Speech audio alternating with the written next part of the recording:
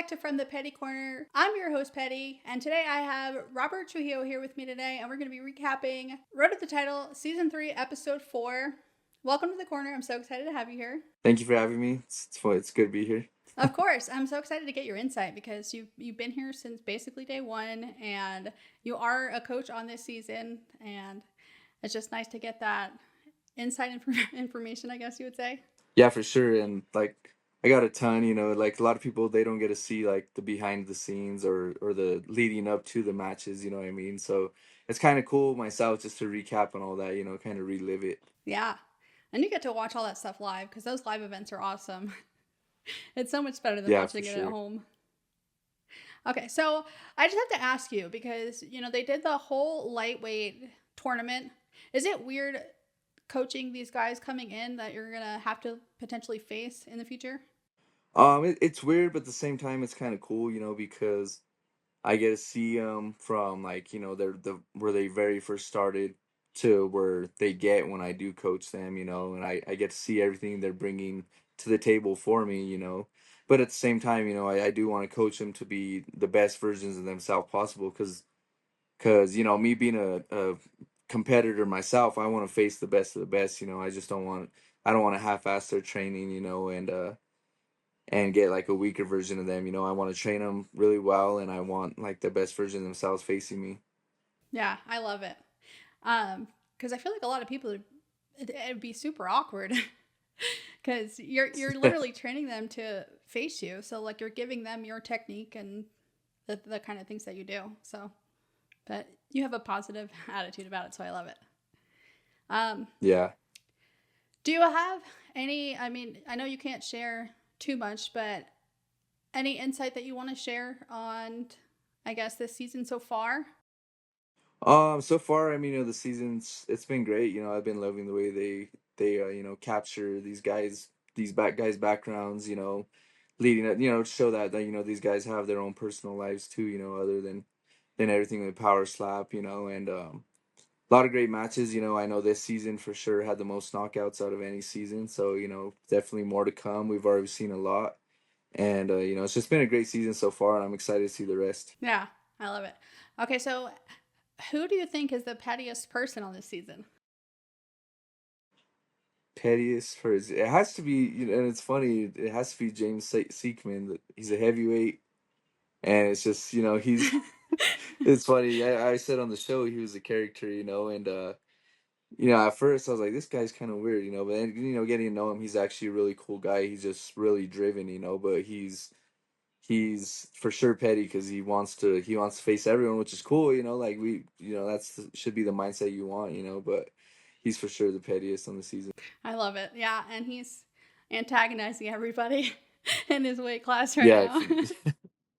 yeah. I mean, it doesn't even matter if it's heavyweight or other weight classes. On the show, he was antagonizing a couple of the guys in my weight classes too. So that's just kind of funny. He's kind of goes at everyone, so he's for sure probably the pettiest. I love it. Who do you think that you are most impressed with that we've seen so far on the episodes?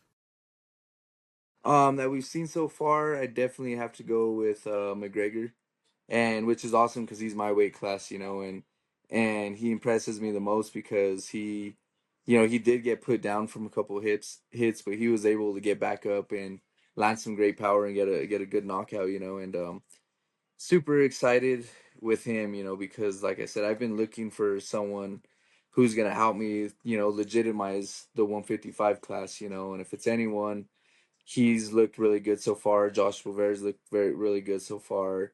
And Riley and Isaac Gunther, they both look really good because they both had their chins, and they went. To me, that was the most exciting match so far out of the lightweights because they both just went back and forth, back and forth. But Josh and McGregor both showed some good power in their first matches and got some good knockouts. So definitely, I've loved the whole the lightweight class that they've brought in so far now in the first round. They've all showed some great power. Even Shockey, it's Shockey even went out there, and he went against a guy with a pretty big MMA background, and he put him out in one hit. So like I said, this whole 155 class so far has looked amazing. So I'm excited for the 155 class for sure. But outside of my weight class, I'm being biased because that's my weight class. But outside of my weight class, who have we seen so far? You know, like I said, this coming week's episode, there's gonna be some great matches. I'm excited to see that. So there's gonna be some fun matches this week. Yeah. So I'm excited for that. Yeah, we have two heavyweights and light heavyweight coming up. But let's go back a little bit. The first two guys that you mentioned, they are Canadian. It excites me because it's like Power Slap's expanding to other countries. So maybe one day we'll get a matchup there. I know we are going to Abu Dhabi. That was just announced. So that's cool to see the expansion there. I know Alex. He just competed this last week. He went against Angel. He's from Russia, so he lives in Vegas now, but he's from Russia, and that was kind of crazy too because we had to have a translator the whole season because he doesn't really speak any English at all. And I know the guy Shockey went against Yair Roberto. He's Brazilian, Mm-hmm. so like you said, we're getting kind of like in the Power Slap 8, of course we had Vasily, Mm-hmm. where he's what is he? He's I like don't the know his face of background. slap Is he fighting. Swiss? He's Russian. Yeah. Oh, he's Russian Yeah. too. Okay, yeah. So it's just it's kind of cool that they are expanding. Getting people from different countries and stuff like that. Because like you said, it might start going a lot of different countries, just like the UFC does. Like you said, we're going to Abu Dhabi now, and that's amazing. So it's fun. It's exciting. Yeah. And then I want to take it back to William Shockey as well because he has Poland syndrome. So the whole one side of his body is smaller than the other and he has no pectoral muscle. So him actually coming in, I see it as a disadvantage. Some people see it as an advantage because they say like the left side, I think. I can't remember what side exactly, but the one side that he actually does have the muscle is stronger because it like his body compensates for it or whatever. But I just Yeah, it wanted to, compensates for. I just wanted to recognize that because coming in with a disability and doing what he did, that was crazy.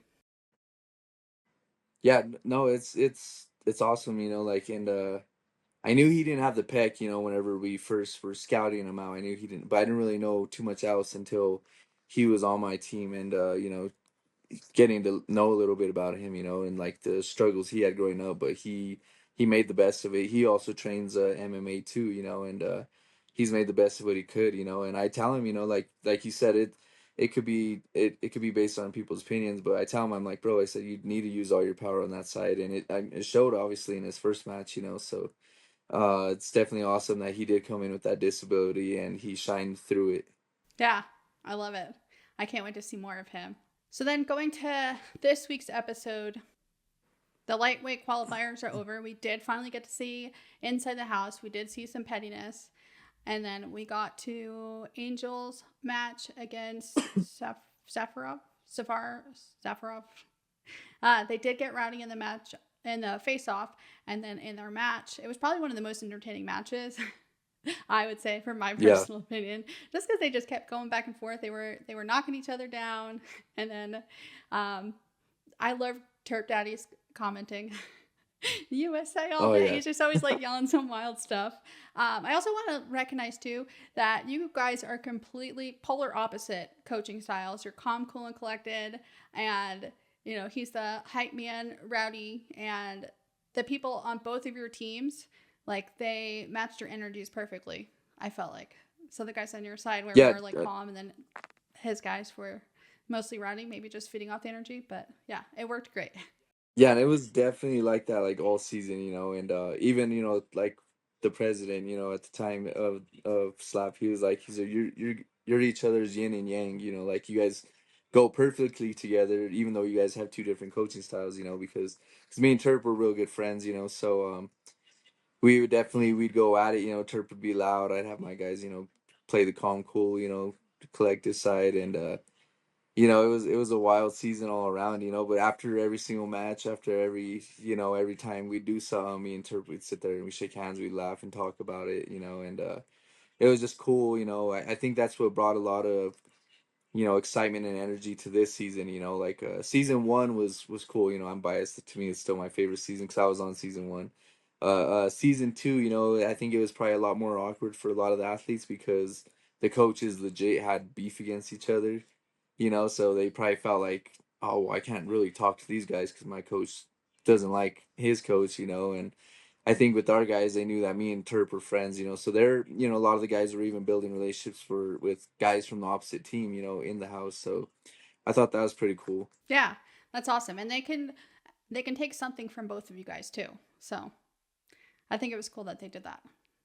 Yeah, definitely. And even, you know, like even, you know, behind the scenes, you know, whenever me and Turp would be back at our rooms, we'd kind of talk to each other about kind of what we are doing with some of our practices, kind of giving each other a little bit, you know, of, you know, ideas of what we could maybe do. And, you know, while or I give him some ideas, he give me some ideas, you know, so that was pretty cool.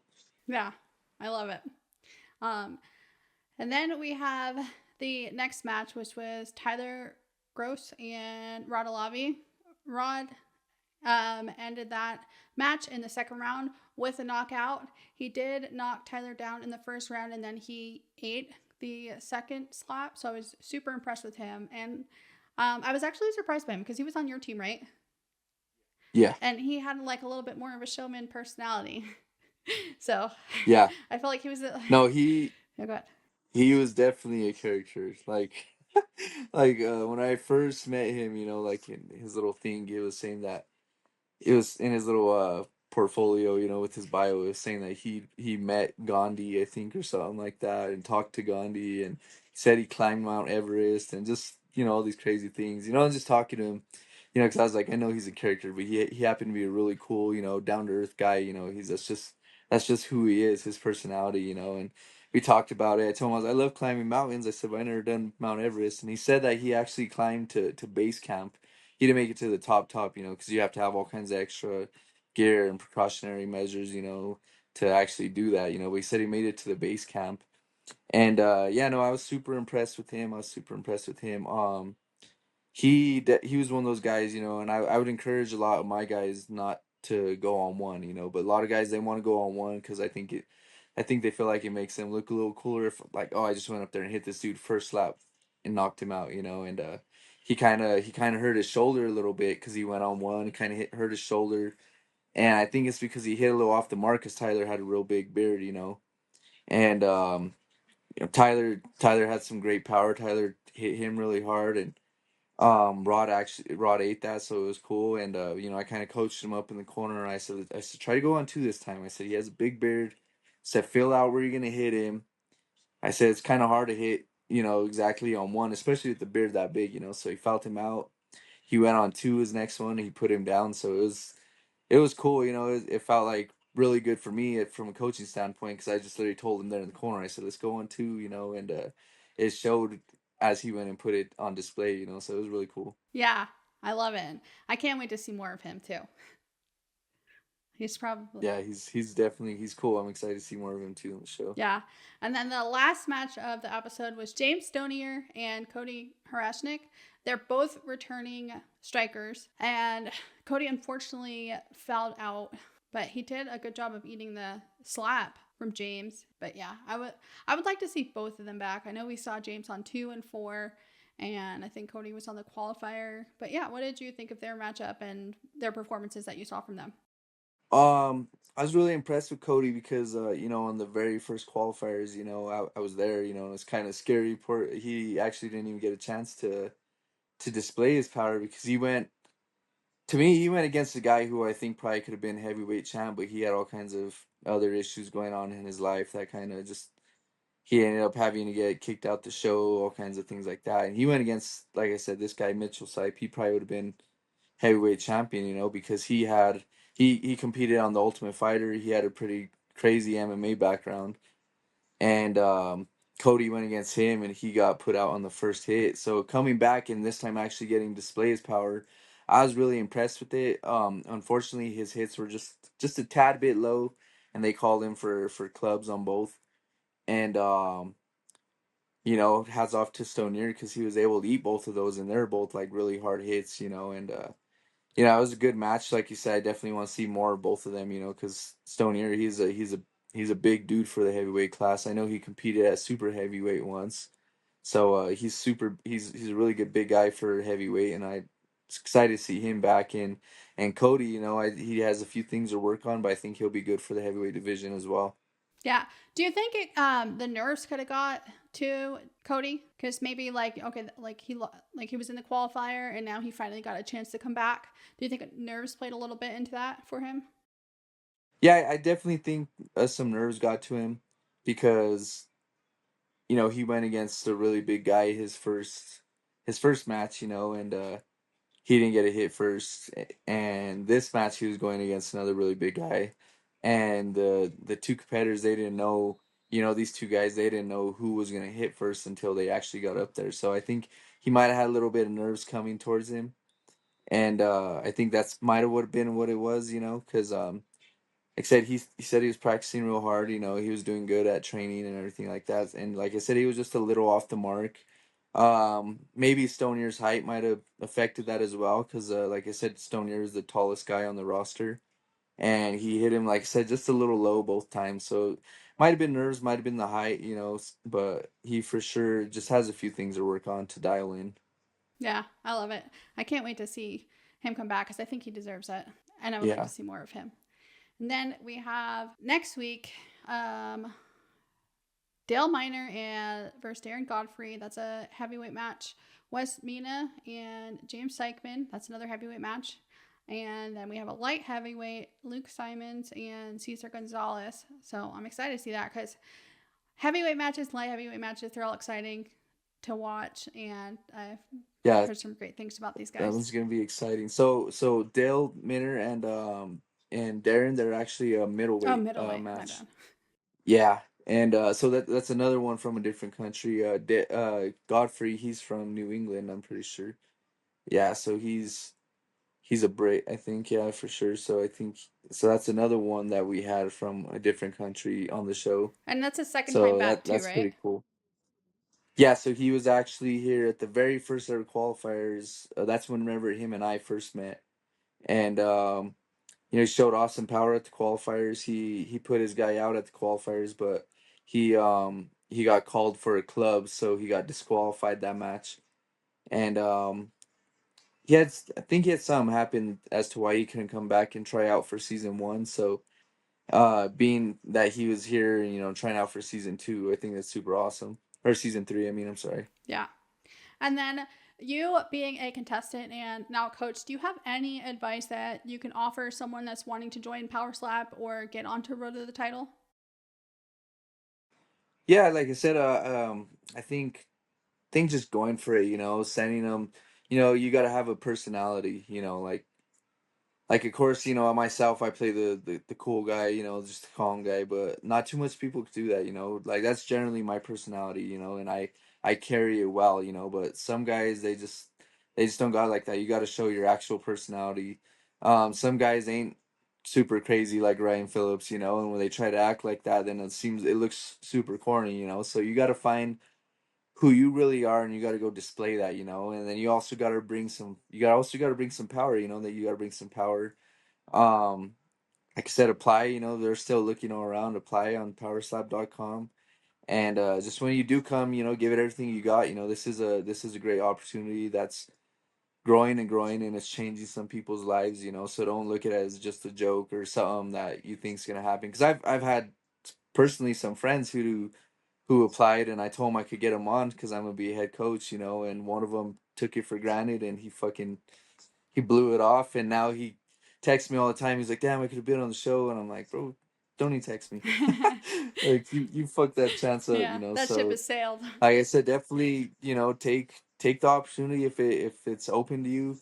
I know some of the guys have got on like Terp just where they called him like, "Hey, we need you for an undercard." That's kind of how Terp got on, and he took the opportunity, he's ran with it, and he's for sure like the face of Power Slap right now, just with his personality, and he goes and shows out for it, and he said just take the opportunity and have fun with it.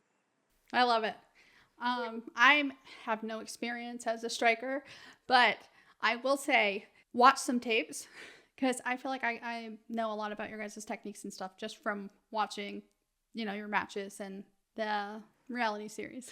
Yeah, and like you said, there's a lot of technique in striking, but also in defending. That's one of the things I try to put into my guys in my in the on the show the whole season is defense is key, because any one of us could go up there and we could have the most power in the world, but if you happen to lose a coin toss and you don't know how to take it, then that power is not gonna matter. So defense is definitely key, and just target practice with the strike. I think a lot of guys who don't have a combat background, those are the guys who struggle with clubs or like missing the mark and stuff like that. And for me, that's why I focus mainly on defense, is because I could go up there and I could hit this guy with my eyes closed and I know I'm gonna hit the mark because I've done it my whole life. Hmm. So I just focus mainly on my defense a lot. I love it. Well, thank you so much for being here. I really appreciate your time. I'm definitely going to have you back on for a regular episode, and I can't wait to see what's next for you. Thank you. Yeah, I'll definitely love to be on for a full episode, and I'm excited for what's to come. Yeah. Well, for those of you guys watching at home, I have exciting news. My website just launched today. We're going to be having merch soon. Be sure to like, subscribe, all that good stuff. See you next Tuesday, and stay petty, bitches.